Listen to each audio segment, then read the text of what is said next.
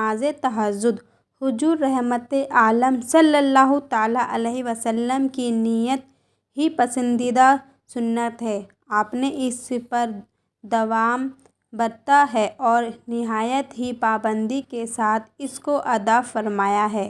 ویسے تو ہمیں بھی اس سنت کی پابندی کرنے کی ہمیشہ کوشش کرنی چاہیے، لیکن ماہ رمضان المبارک میں اس کی ادائیگی کا ہمارے پاس بہترین موقع ہے، اور وہ یہ ہے کہ سحری کرنے کے لیے جب ہم اٹھتے ہیں، اس سے چند منٹ پہلے اٹھ کر اللہ تعالیٰ کی بارگاہ میں نماز تہجد کی چند رکعت پڑھ کر خراج بندگی پیش کر دیں۔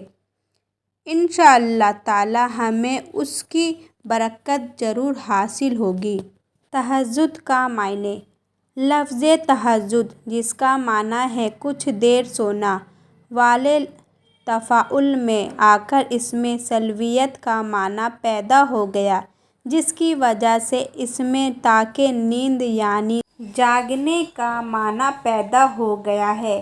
اس معنی کے لحاظ سے نماز تہجد اس لیے کہیں گے کہ وہ نیند سے بیدار ہو کر پڑھی جاتی ہے، یعنی اس کا وقت ایک نیند سونے کے بعد ہوتا ہے۔ نماز تہجد کا وقت۔ نماز تہجد کا وقت نماز عشاء کے بعد سے سحری کے وقت کے ختم ہونے تک ہے، مگر اس کے لیے شرط ہے کہ رات میں کچھ دیر سو کر اٹھنے کے بعد ہی اسے پڑھ سکتے ہیں۔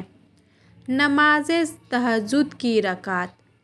حضرت ابن عمر رضی اللہ عنہ بیان فرماتے ہیں کہ ایک شخص نے رسول اللہ صلی اللہ علیہ وسلم سے نماز تہجد کی رکعت کے بارے میں سوال کیا، تو آپ صلی اللہ تعالیٰ علیہ وسلم نے فرمایا، دو دو رکعت پڑھو۔ حضرت ابن عمر رضی اللہ عنہ سے پوچھا گیا، دو دو رکعت کا کیا مطلب ہے؟ تو انہوں نے فرمایا، ہر دو رکعت کے بعد سلام پھیر دو۔ اللہ کے پیارے حبیب رحمت عالم صلی اللہ تعالیٰ علیہ وسلم نے مذکورہ حدیث میں رکعات کی تعداد کو کسی عدد کے ساتھ مقید نہ فرمایا، فقط اتنی وضاحت فرمائی کہ دو دو رکعت پڑھی جائے۔ کم سے کم ہمیں دو رکعت تو پڑھ ہی لینی چاہیے، اور اگر اللہ توفیق دے تو 4، 6، 8 و جتنی رکعت ممکن ہو پڑھ لیں۔ نماز تہجد پڑھنے کا فائدہ۔ تہجد کی نماز اگر ہم نماز فرض سے کچھ دیر پہلے پڑھیں تو اس کا ہمیں ایک بہت ہی اہم فائدہ میسر آئے گا۔ وہ یہ ہے کہ وہ وقت فرشتوں کی ڈیوٹی کے بدلنے کا ہوتا ہے، کیونکہ کچھ فرشتے صبح فجر سے عصر تک زمین پر رہتے ہیں اور کچھ فرشتے عصر سے فجر تک۔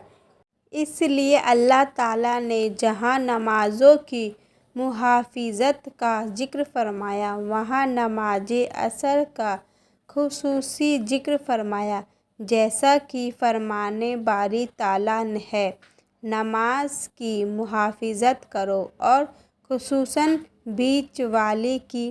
تو جب ہم تہجد کی نماز پڑھیں گے تو دن اور رات کے دونوں فرشتے ہمیں مصروف عبادت دیکھیں گے، اور دونوں کے رجسٹر سے ہماری عبادت لکھی جائے گی، جیسا کہ نبی کریم صلی اللہ علیہ وسلم نے فرمایا، آخری شب میں نماز پڑھی جائے، وہ فرشتوں کی حاضری کا وقت ہے۔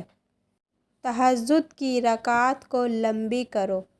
حضرت جابر رضی اللہ عنہ کہتے ہیں کہ رسول اللہ صلی اللہ علیہ وسلم نے فرمایا، وہ نماز زیادہ فضیلت والی ہے جس میں قیام لمبا ہو۔